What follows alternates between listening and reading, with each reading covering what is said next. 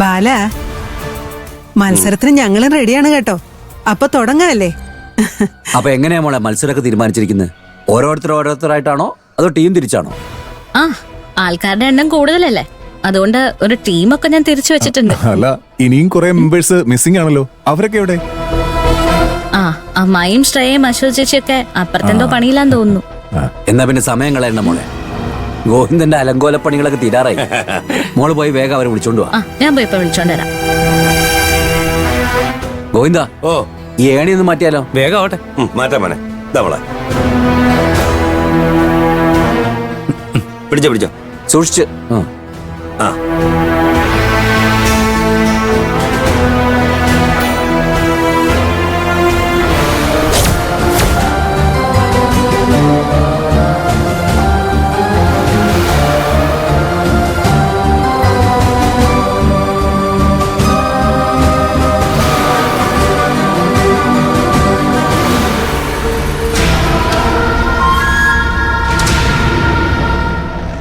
ഓണാഘോഷത്തിന് പങ്കെടുക്കണോ വേണ്ടേന്ന് നമുക്കിപ്പോ ഒറ്റക്കെട്ടായിട്ടൊരു തീരുമാനം എടുക്കണം.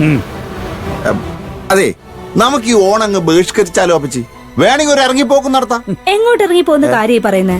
വെറുതെ ഓരോന്ന് വിളിച്ചു പറയല്ലേ രമേശേട്ടാ? ഓണക്കളിന്നും മത്സരം എന്നൊക്കെ പറഞ്ഞു വരുമെന്ന് നേരത്തെ അറിഞ്ഞിരുന്നെങ്കിലേ ഓണമായിട്ട് ഞാൻ എന്റെ വീട്ടിൽ പോയേനെ. അയ്യോ, അങ്ങനെ പറയില്ല മാഡം.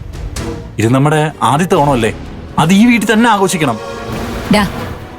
മത്സര ഇനങ്ങളെല്ലാം തീരുമാനിച്ചതാ ചാരുവോ? ഓരോ തയ്യാറെടുപ്പിനും നമ്മൾ അങ്ങോട്ടൊന്ന് കേറി കൊടുത്താലേ എല്ലാ ഇനങ്ങളിലും തോറ്റു തുന്നം പാടുന്നുള്ള കാര്യത്തിൽ സംശയം വേണ്ട. ആ ദ്രൗപദി അമ്മയും കുടുംബമൊക്കെ ഉള്ളതാ, നാണക്കേടാവും. നിങ്ങൾ പേടിക്കാതിരിക്കുന്നേ. Strong team നമ്മുടേതാ. ഇപ്പോൾ നമ്മൾ ഇത്രയും പേരില്ലേ? പോരെങ്കിൽ അവരുടെ പക്ഷത്ത് ആ ചെറുക്കനുണ്ടല്ലോ, എന്താ അവന്റെ പേര്? കിരൺ. അവനെയും കൂടി നമ്മുടെ പക്ഷത്തേക്കാക്കാം. ഏയ്, അതൊന്നും വേണ്ട. അവനോടെങ്കിൽ ഞാനില്ല, പറഞ്ഞേക്കാം.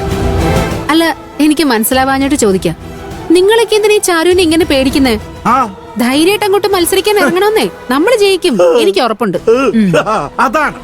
അതാണ് ആത്മവിശ്വാസം. ജയിക്കുമെന്ന് മനസ്സിൽ ഉറപ്പിച്ചോണ്ട് മത്സരിക്കാൻ ഇറങ്ങാം. നിങ്ങളൊക്കെ ധൈര്യമായിട്ടിരിക്കേ, ഞാൻ കൂടെ ഇല്ലേ?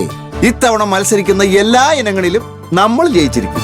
വോട്ടവകാശം കിട്ടിയ അന്ന് മുതല് എല്ലാ തിരഞ്ഞെടുപ്പിലും തോക്കുന്ന ആളുടെ ആത്മവിശ്വാസം കൊള്ളാം. ആഹാ, നിങ്ങളെല്ലാരും കൂടി ഇവിടെ നിൽക്കുകയാണോ? ദേ, ഊഞ്ഞാലാട്ട മത്സരം തുടങ്ങാൻ പോവാ.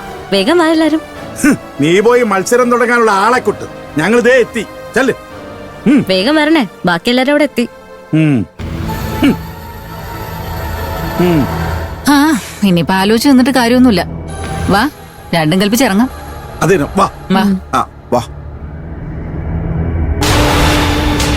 മാമ, മോളിലൂടെ മതി ഗോവിന്ദ, ഇതിപ്പോ തൃക്കണ്ണൂർ ഭഗവതിയുടെ ഉത്സവത്തിന് വരുന്ന ഫ്ലോട്ട് കണക്കുണ്ടല്ലോ. ഓണം അല്ലേ ബാല, ഒട്ടും കുറയ്ക്കണ്ട. ഫ്ലോട്ട് എങ്കിൽ ഫ്ലോട്ട്. ഹായ്, ഊഞ്ഞാലൊക്കെ അടിപൊളിയായിട്ടുണ്ടല്ലോ. എന്ത് ഭംഗിയായി ഊഞ്ഞാല് കാണാൻ. ആണോ മോളെ?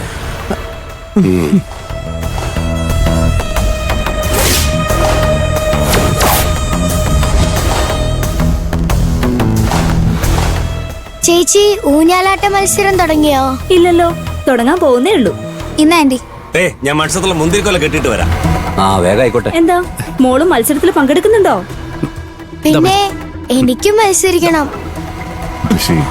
അന്ന് ഞാൻ ചാണകത്തിൽ വീണപ്പോ ഇവക്കായിരുന്നു വലിയ ചിരി. ഇവൾ ഊഞ്ഞാല് പൊട്ടി വീണാലും ഞാൻ ഹാപ്പിയാ.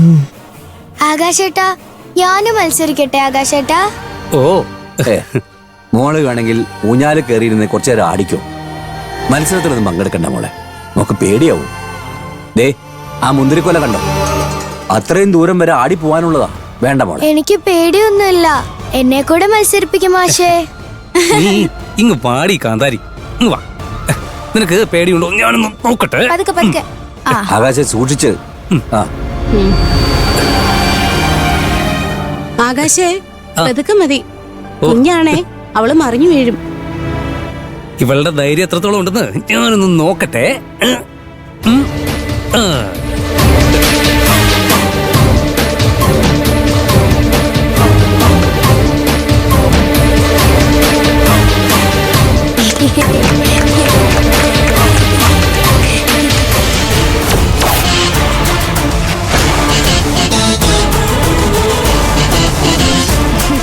യേ മിടുക്കി.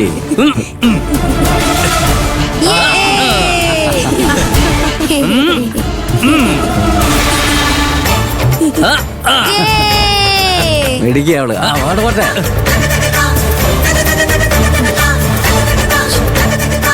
പൊട്ടിയില്ലല്ലോടാ. കുഞ്ഞല്ലേ, വെയിറ്റ് കുറവാ, പൊട്ടിക്കോളും. ആ മതി മതി മതി മതി മതി. ആ. ആ. ഇറങ്ങണം. ആഹാ, എല്ലാരും എത്തിയല്ലോ. എന്നാ പിന്നെ മത്സരം തുടങ്ങിയല്ലോ മോളെ. ആ. ഊഞ്ഞാലാട്ട മത്സരം എന്താണെന്ന് എല്ലാവർക്കും അറിയാമെങ്കിലും ഞാനൊന്ന് പറയാം. നമ്മൾ ആൾക്കാർ കൂടുതലുള്ളത് കൊണ്ട് മത്സരം ടീമായിട്ടാ. ഒരു ടീമില് 3 പേരുണ്ടാവും. ഒരാൾ ഊഞ്ഞാലാടുമ്പോ കൂടുതൽ ദൂരത്തിലെത്തി ആ കാണുന്ന മുന്തിരിക്കൊല കടിക്കാനായിട്ട് ആയത്തിൽ ആട്ടിവിടാൻ 2 പേർക്ക് സഹായിക്കാം.